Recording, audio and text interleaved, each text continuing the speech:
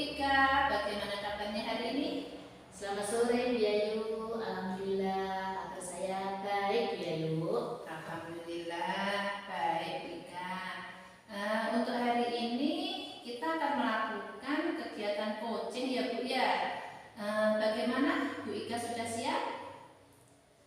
Alhamdulillah siap Bu. Hari ini saya akan melaksanakan coaching dengan Pak Irul.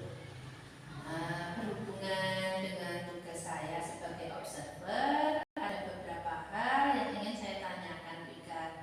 Yang pertama mengenai praktek coaching yang Bu Ika laksanakan kemarin. Kira-kira bagaimana perasaan Bu Ika saat ini?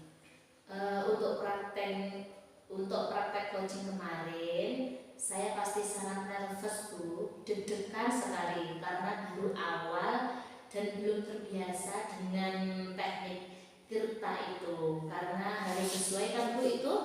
Iya Bu Ika, betul, baik. Jadi karena memang belum terbiasa ya Bu ya.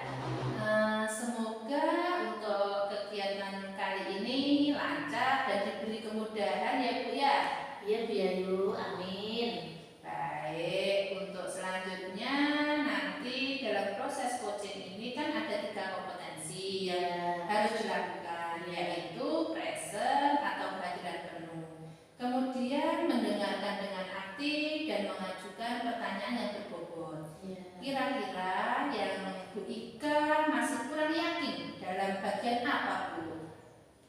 Kalau saya lebih di bagian present ya Bu Ayu, karena begini, kan kita harus hadir secara penuh, harus fokus dengan apa yang disampaikan oleh coaching. Kalau kita kurang fokus, otomatis kita menjadi kurang aktif dalam menanggapi coaching berbicara, dan tentunya sulit juga dalam mengajukan pertanyaan-pertanyaan untuk si coaching. Seperti itu Bu Ayu pengalaman saya. Oke Bu Ika, baik. Jadi Bu Ika merasa bahwa di bagian present itu yang perlu dikembangkan lagi ya Bu Ika ya? Iya Bu, betul sekali. Terakhir nih Bu, apa yang Bu Ika inginkan dari coaching kita kali ini Bu Ika? Yang pastinya saya berharap akan ada solusi yang terbaik dari permasalahan yang dihadapi oleh coaching Bu Ayu. Baik Bu Ika, semoga coaching kali ini dapat berjalan lancar, dan selanjutnya saya persilakan Bu Ika untuk melakukan coaching, dan sebagai observer nanti saya akan mengamati bagaimana Bu Ika coaching yang Ibu lakukan terhadap Pak Khairul. Apakah sudah sesuai dengan alur kita, dan tentunya untuk bagian present, apakah nantinya akan biasa saja ataukah justru meningkat dengan sangat baik. Silakan Bu Ika lanjutkan untuk kegiatan coachingnya hari ini. Baik Bu Ayu, terima kasih banyak, dan semoga nanti coaching hari ini dapat berjalan dengan lancar. Selamat siang Pak Irul. Selamat siang Bu Ika. Bagaimana kabar jenengan hari ini? Alhamdulillah baik sekali. Alhamdulillah baik ya Pak.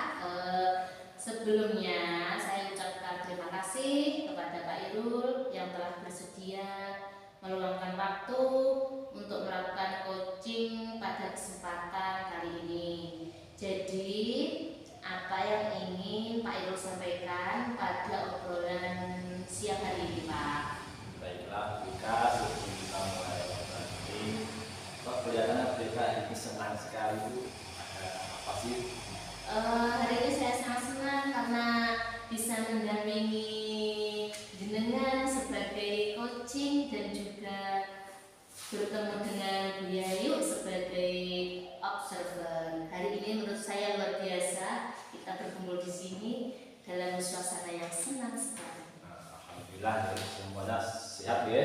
Iya. Alhamdulillah semoga semua sehat, dipanjangkan umur, dimurahkan rezekinya. Amin. Baiklah Bu Ika, sebelum saya ini sedikit curhat. Saya tuh juga terima kasih sekali kepada Bu Ika yang sudah bersedia mendengarkan curhat saya atau permasalahan saya.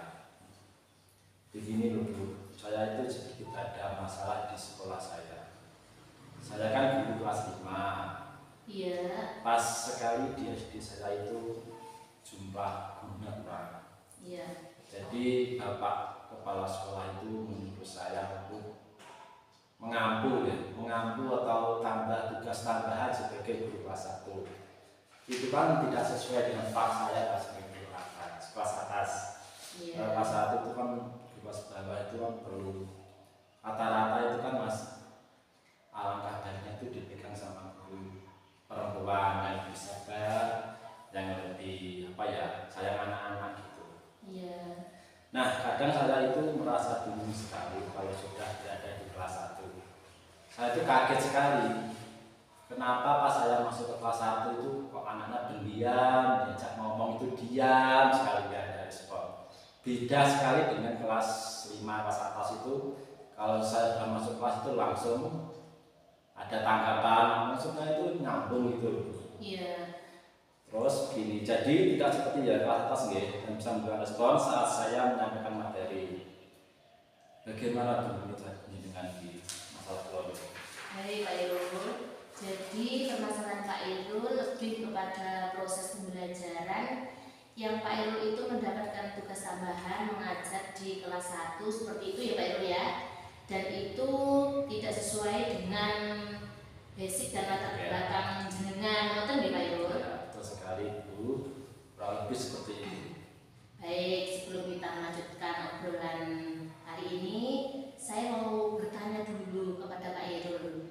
Kira-kira apa sih yang diinginkan Pak Irul dari obrolan siang hari ini? Ya, begini ya Beka. Saya tuh maka bilang sudah sebagai remaja Jawa yang paling mengerti dengan saya gitu ya.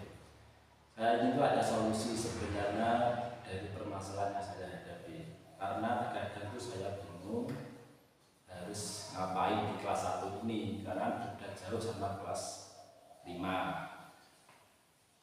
Dan berbeda jauh dengan fak saya sebagai guru kelas atas gitu loh. Oh iya, memang sangat jauh perbedaannya ya Pak ya, antara kelas 1 dan kelas 5 ya Pak ya. Baik, kalau saya boleh tahu Pak, kira-kira situasi apa yang sedang Pak Irul hadapi saat ini? Mungkin Pak Irul bisa menjelaskan bagaimana perasaan Pak Irul waktu mengajar di kelas 1 dan di kelas 5. Monggo Pak Irul. Baik Bu Eka, untuk situasi dan perasaan saya itu jujur saja ya, kalau saya mau masuk kelas ini itu saya pasti bingung. Nanti mau saya apain anak-anak kecil ini, mau saya kasih model pembelajaran dan bagaimana, karena mereka itu lebih suka bermain dan pendiam gitu. Jadi awal semester saya itu sampaikan ke murid bahwa saya itu juga belajar di kelas ini. Jadi saya itu melakukan tanya jawab ke murid-murid biar lebih menyukai model pembelajaran seperti apa, biar kita juga belajar bersama-sama. Di saat kelas lain itu lebih suka dengan diskusi, kelas 1 ini tuh lebih suka dengan bermain dan bermain. Mereka lebih suka mencatat dan itu hampir sama untuk kelas 1. Sebenarnya saya tidak jadi masalah sih mau ditambah kelas berapapun, tapi ya itu tadi saya itu agak kaget kok beda sekali dengan pak saya sebagai guru kelas atas gitu. Baik Pak Irul, kan apakah jenengan ini sudah bertanya kepada anak-anak tentang kemauan mereka saat pembelajaran itu yang bagaimana seperti itu Pak? Untuk itu saya sudah sempat bertanya sih Pak. Beberapa hari kemarin saya itu tanya lagi ke anak-anak, saya juga meminta mereka untuk menilai saya. Karena saya berpikir jangan-jangan yang salah itu saya sebagai gurunya, ada di saya ya, bukan di anak-anak. Iya. Terkadang saya kurang detail atau mungkin kurang memahami tentang rencana pembelajaran itu sendiri. Iya. Baik, saya terima itu dan saya berusaha untuk memperbaiki dengan menambah banyak-banyak literasi atau membaca dan juga menambahkan detail dari pembelajaran itu dalam bentuk mungkin gambar-gambar, kan anak itu suka menggambar, Iya. terus dibanyak di permainan di dalam kelas biar tidak membosankan gitu. Iya. Jadi dalam pembelajaran mereka itu masih lebih banyak diam dan kurang respon. Jadi begitu loh kurang lebihnya mereka. Oh iya Pak, iya. Saya sangat memahami keluh kesah jenengan. Baik, tadi kan Pak Irul menyampaikan bahwa berusaha menambah model belajar tapi masih kurang respon dari siswa, seperti itu ya Pak ya? Iya.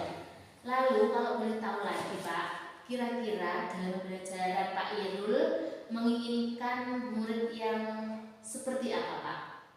Kalau pribadi saya tuh menginginkan murid yang dalam pembelajaran itu murid yang lebih aktif lagi dan terjadi komunikasi yang baik antara dua arah, antara guru sama murid. Jadi murid itu tidak hanya sebagai objek, namun sebagai subjek. Murid itu sebagai pusat pembelajaran. Semuanya pembelajaran terlepas pada murid. Karena mereka tidak hanya mendengar, tapi juga harus aktif menjawab dan bertanya jika guru itu menyampaikan materi-materi yang disampaikan. Itu tujuan saya. Sesuai dengan filosofi Gajah Dewantara adalah murid itu sebagai pusat pembelajaran. Kalau kita begitu juga.